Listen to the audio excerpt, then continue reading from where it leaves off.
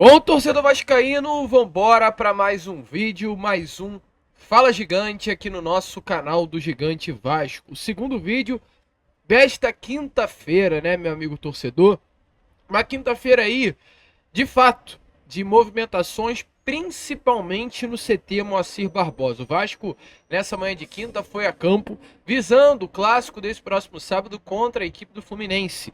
Clássico importante, um clássico decisivo para o Vasco da Gama dentro desse campeonato brasileiro. Um clássico que, enfim, caso o Vasco consiga conquistar os 3 pontos, possa dar uma respirada na tabela de classificação, já que com as últimas duas derrotas para Atlético Mineiro e Grêmio, o Vasco acabou se aproximando um pouquinho da zona do rebaixamento. A gente vai falar sobre isso, falar sobre essa preparação do Vasco da Gama para enfrentar a equipe do Fluminense nesse próximo sábado às 9h30 da noite no estádio Newton Santos. Falar também sobre bastidores da Vasco TV. Ontem, pela parte da noite, a Vasco TV divulgou os bastidores do jogo entre Vasco da Gama e Atlético Goianiense. E para surpresa de muitos, vem se conquistando um espaço de liderança dentro do elenco, o lateral esquerdo Vitor Luiz. A gente vai trazer aqui algumas palavras dele que de fato impressionaram a torcida Cruz Maltina. Então, meu amigo torcedor, assim, um Fala Gigante muito agitado, muito movimentado, com muitas novidades, muitas informações, que é claro, você como bom torcedor vascaíno não poderá perder. Porém, antes de começar o vídeo, antes de deixar todos vocês muito bem informados sobre o nosso Cruz Maltino, como sempre faço aqui no canal, quero dar as boas-vindas a todos que estão chegando aqui pela primeira vez. Para quem ainda não me conhece, muito prazer, eu sou o Lucas e você está no canal do Gigante Vasco, o canal do torcedor vascaíno. E é claro, né, Vascão, você que está aí do outro lado ainda não é um inscrito do nosso canal, vem agora mesmo aqui embaixo, onde tem essa palavrinha inscreva-se, aperte nela e já faça parte da nossa família. Contamos muito com a presença e o apoio de todos vocês, torcedores, para fazer com que cada vez mais pessoas possam ter acesso ao nosso canal. Lucas, como eu posso ajudar o seu trabalho? Como eu posso ajudar o seu canal? Se inscrevendo. Vem agora aqui embaixo, se inscreve, é rápido, é fácil, você não paga nada e ajuda muito realmente o crescimento aqui do canal do Gigante Vasco. Show de bola, Vascão? Vambora então, sem muita enrolação, falar logo de Vasco. Quero começar aqui com vocês, antes da gente entrar nos assuntos do vídeo, né? Falando sobre o que foi confirmado agora há pouco. O Vasco, né? A gente inclusive trouxe a vocês no Acorda Vascão, vem procurando no mercado um zagueiro. O Vasco já sondou diversos nomes, já procurou diversos nomes, já foi mesmo atrás de diversos nomes, porém até o momento não conseguiu contratar ninguém. O Vasco tentou o zagueiro Rafael Toloi, da seleção da Itália. O Vasco tentou o zagueiro Dorian, que foi para o Santos Laguna, do futebol do México. O Vasco tentou o André Ramalho, zagueiro que ontem fez um dos gols, inclusive do pênalti, e hoje veste a camisa do Corinthians. E o Vasco tentou o Pepe, zagueiro português de seleção de Portugal, titular da Eurocopa agora, nessa edição que aconteceu em 2024. E o Vasco está ainda tentando no mercado. Mas por que eu estou falando sobre isso? Porque uma dessas tentativas, que foi inclusive o Pepe, o Vasco não conseguiu por conta da violência do Rio de Janeiro. E inclusive o André Ramalho também. O André Ramalho acabou não chegando porque preferiu ir para São Paulo do que para o Rio, devido infelizmente à violência do nosso estado. E o Pepe foi um âmbito geral de Brasil. Pepe, ele é brasileiro, natural de Maceió, e ele está desde muito jovem na Europa. Inclusive o Pepe é naturalizado português por conta, né, desses tantos anos já vivendo na Europa. O Pepe, ele recebeu essa proposta do Vasco. Pepe se animou com a proposta do Vasco. Havia sim a possibilidade do Pepe chegar após uma Eurocopa incrível dele com a camisa da seleção de Portugal. Porém, o Vasco não conseguiu ter um desfecho com ele, exatamente por conta desse motivo, da violência no estado do Rio de Janeiro. E pelo que parece, o Pepe não conseguiu achar um clube. Tanto que hoje o Pepe decretou a sua aposentadoria. Então, qualquer chance, né, que teria o Vasco da Gama de ter o Pepe hoje foi-se acabada, foi-se fechada. Não há mais nenhuma possibilidade de Vasco e Pepe se encontrarem, porque o mesmo anunciou de vez a sua aposentadoria do futebol. Então, como nosso objetivo aqui é sempre deixar todos vocês muito bem informados, né? O Vasco da Gama, de fato, meu amigo torcedor vascaíno, não terá Pepe no elenco. Show? Vamos prosseguindo aqui com o vídeo, vamos trazer mais informações, vamos trazer mais novidades. Quero falar aqui com vocês agora sobre a preparação desse jogo. do próximo sábado contra a equipe do Fluminense, né? Inclusive, falando aqui em Fluminense, ontem, não sei se vocês se atentaram a um detalhe que eu achei muito importante. Por quê? Na semana passada, na quarta-feira, às 9h30 da noite, passou na TV Globo Vasco da Gama e Atlético Goianiense lá no estádio Antônio Ascioli. A CBF, ela, ao montar a grade dos jogos, ela joga o jogo do Vasco de ida em Goiânia para as 9h30 da noite, numa quarta, que é o horário normal de transmissão. E o jogo de volta, ela coloca para terça-feira às 9h45 da noite, em São Januário. Quando o sorteio foi feito, eu, na minha cabeça, e pelo normal, falei, o jogo de volta do Vasco não vai passar para a TV Globo em TV aberta, né? Para, acredito que todo o Brasil. Para minha surpresa, passou. Terça-feira, um horário que não passa na grade, um horário que não tem jogos passando na TV aberta, foi-se passado Vasco da Gama e Atlético Goianiense. E a resposta de qualquer pergunta sobre por que numa terça-feira às 9h45 da noite a Globo travou toda a sua grade para passar Vasco e Atlético Goianiense é apenas uma. A torcida do Vasco é gigantesca e a torcida do Vasco ela dá audiência. E a TV Globo ela tá percebendo e sempre percebeu que o Vasco é um clube que dá muita audiência para eles. Então terça-feira eles interromperam a sua grade e passaram o jogo de Vasco e Atlético Goianiense. E quarta-feira, ontem, tinha um jogo do Fluminense. Jogo do Fluminense e Juventude. No Maracanã.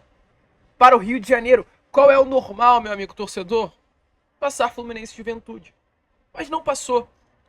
Passou o Grêmio e Corinthians. E não venha dizer de que não, passou o Grêmio e Corinthians porque a Globo não poderia transmitir Fluminense e Juventude. Poderia sim, tanto que no Sport TV estava passando o jogo. Fluminense não passou na TV Globo às quartas-feiras, ou na quarta-feira, ontem, porque é um clube pequeno.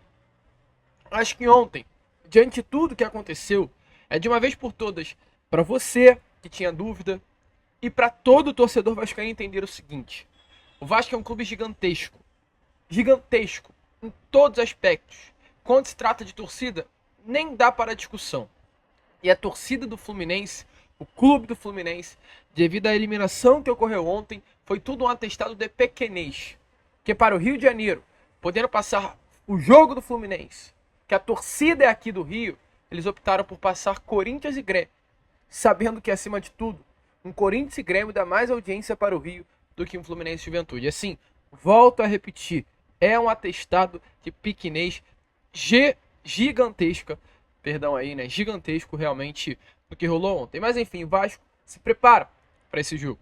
O Vasco se prepara para enfrentar a equipe do Fluminense nesse próximo sábado. O Fluminense que vem de um empate e uma eliminação da Copa do Brasil, que ocorreu ontem sobre a equipe do Juventude, e também o Fluminense que já se prepara para no meio da semana que vem, a quarta-feira, enfrentar o Grêmio pela Copa Libertadores. Então, o Fluminense terá aí pela frente uma sequência bem pesada, bem dura. O Vasco hoje pela parte da manhã, como está aparecendo inclusive aí na imagem a vocês, foi ao CT Moacir Barbosa. Foi o segundo dia do elenco no CT, mas o primeiro dia de fato de treino.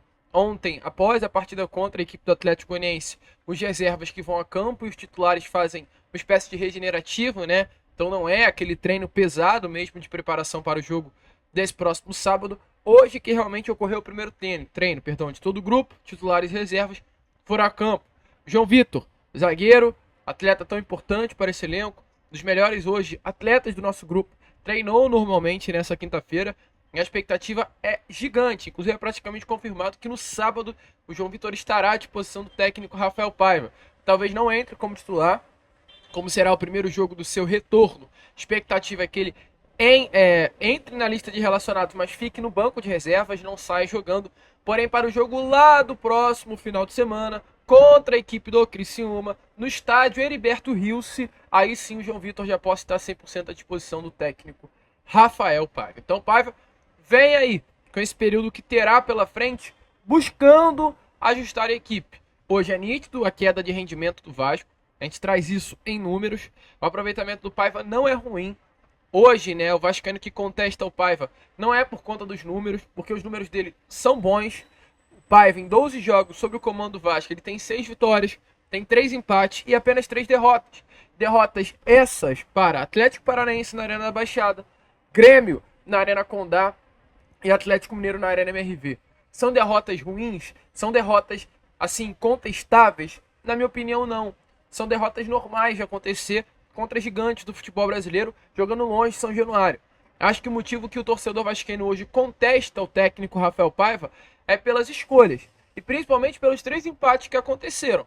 O Vasco empatou durante esse período de Rafael Paiva com o Botafogo, que é ok, é o atual líder do Brasileirão, mas o empate contra o Atlético Goianiense no estádio Antônio Ascioli lá na semana passada e contra o Red Bull Bragantino, que assim, não podem acontecer. O desempenho caiu muito e o Vascaíno ele tá batendo nessa tecla. Por que essa queda de desempenho?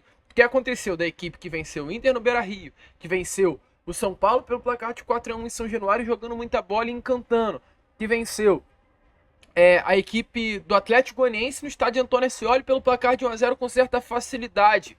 O que aconteceu com essa equipe para cair a um nível de rendimento que hoje a gente está aí reconhecendo o trabalho do técnico? Escolhas erradas, retorno de Galdamez, GB, essa invenção dele jogando como ponta, coisas que o Vascaíno, é claro, automaticamente começa a duvidar do trabalho dele. Mas é incontestável que o número de Rafael Paiva são bons. Mas hoje o Vascaíno ele quer entender o que aconteceu. É por reforços? É pela ausência de jogadores? É pela necessidade de contratações? É o questionamento. Porém, para o Paiva, não é nada sobre isso. O grande problema é o descanso. A gente traz aqui agora a vocês as aspas de Rafael Paiva, exatamente sobre hoje qual é o grande problema que internamente o Vasco entende que está acontecendo. Acho que é isso. Da parte física, realmente, a gente está desgastado, né? A gente tem tentado mesclar alguns jogadores aí. No jogo passado com o Red Bull, essa foi a ideia, para a gente tentar ter alguns jogadores mais inteiros. Mas mesmo assim a gente carrega uma sequência de jogos pesada que a gente sabe que a gente vai estar desgastado e já temos jogo contra o Fluminense no final de semana. Então a gente sabe que a gente está levando esse resquício aí, né? Quanto às trocas, acho que a gente já estava sofrendo um pouco, a ideia era tentar dar um pouco de gás, né? De tentar controlar a bola, e a gente não conseguiu, né? As trocas não surtiram efeito. Acho que o Atlético pressionou muito a gente não conseguiu ficar com a bola e foi um jogo que eles conseguiram chegar muito perto do nosso gol e a hora que a gente tinha a oportunidade de jogar ou de contra-atacar, a gente não teve a qualidade necessária ali para fazer acontecer. Por isso que a gente carregou esse sofrimento até o final do jogo. E o Atlético, né, valorizou demais, já foi assim na semana passada e em São Januário também, no segundo tempo, pressionou, o Vasco teve que jogar com muito coração. Você concorda, Rafa? Concordo. Acho que a gente conseguiu jogar com mais inteligência no primeiro tempo. Acho que o segundo tempo a gente jogou mais pela transpiração do que realmente pela organização ali. Acho que os momentos que a gente poderia transitar e matar, a gente não teve a frieza necessária para matar o jogo, porque o Atlético deu o contra-ataque para a gente e a gente não conseguiu encaixar. E por isso que a gente, de novo, carregou o sofrimento até o final do jogo. Mas, apesar do Atlético não ter conquistado os resultados, né, tanto com o Mancini, agora com o Humberto, é uma equipe potente, com bons jogadores e tenho certeza que eles vão evoluir aí. Então, meu amigo torcedor vascaíno, como vocês viram aí, né, de fato, o Rafael Paiva tentando mostrar que hoje o elenco está muito cansado. Inclusive, se realmente olharmos para o período que Rafael Paiva está no comando do Vasco e pela tamanha mudança já feita no Vasco da Gama com relação ao time titular, é nítido realmente como o técnico ele está sem opção por conta desse cansaço. Para vocês terem noção, o Paiva, desses 12 jogos que a gente acabou de trazer a vocês sobre o comando da equipe, já utilizou 33 jogadores diferentes. Então, houve muita rodagem nesse grupo. Dentre esses jogadores, apenas um com relação à posição que nunca mudou, que foi o goleiro Léo Jardim. De resto, todos já mudaram. Na zaga já passou o João Vitor, Maicon, Léo, Rojas, o zagueiro da base Lincoln. Na lateral direita e esquerda, quase todos já foram usados. Lateral direita, Puma e Paulo Henrique. Na lateral esquerda, Piton, Leandrinho e Vitor Luiz. Então, assim, olhando realmente, o Paiva ele vem perdendo muitas opções por conta desse cansaço e até automaticamente o cansaço causando lesões dentro do elenco. E não é uma reclamação apenas do Paiva, tá? Porque o volante Hugo Moura, após o jogo contra o Atlético Goianiense nesse meio de semana, também falou sobre isso. Falou sobre o calendário do Campeonato Brasileiro e, principalmente, questionou o gramado horroroso contra o Grêmio na Arena Condá, que acabou prejudicando o restante da temporada do Vasco da Gama. O jogo contra o Grêmio, naquele campo horrível que a gente jogou contra o Grêmio, muita chuva, um campo muito pesado. Isso dificultou muito a nossa sequência de descanso, nossa sequência de trabalho, treino. Mas eu creio que não foi nada de parte técnica, assim. Eu acho que mais o cansaço que a gente está no nosso corpo, acho que deixa um pouco mole ali. Eu acho que a gente não pode entrar mole, mas é tentar descansar, porque a gente sabe que o Brasileirão, o calendário brasileiro é desse jeito. Então a gente tentar descansar amanhã. Tem sexta, quarta, quinta, sexta, ou 3 dias, glória. E pra gente ir pro jogo contra o Fluminense, que é um clássico, a gente sabe que é um jogo muito difícil também, que o Fluminense está numa crescente muito boa no Campeonato Brasileiro, mas a gente vai pro nosso jogo da vida. Então, meu amigo torcedor vascaíno, como vocês viram aí, né, realmente é sobre isso.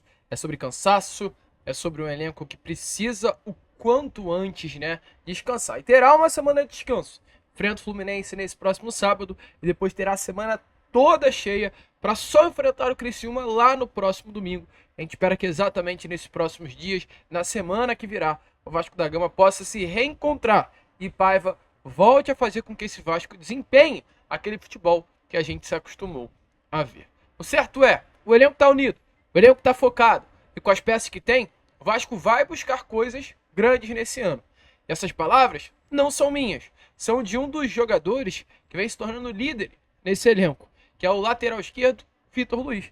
E a gente traz aqui as aspas dele, nos bastidores da Vasco TV, divulgados ontem, da vitória entre Vasco da Gama e Atlético Goianiense pela Copa do Brasil. Lá pra fora a gente se defender com unhas e dentes, mas aqui dentro a gente sabe que a gente tem que nos cobrar cada vez mais, porque eu tenho certeza que Deus tem grandes coisas pra gente dentro dessa competição e no brasileiro também. Meu amigo torcedor vascaíno, então realmente, né, Vitor Luiz conseguindo destaque, Vitor Luiz conseguindo aí ser uma peça importante nesse grupo Cruz Malte. Você acha que Vitor é uma peça-chave? Você acha aí que é uma sombra boa pro lateral esquerdo hoje, titular absoluto Lucas Piton?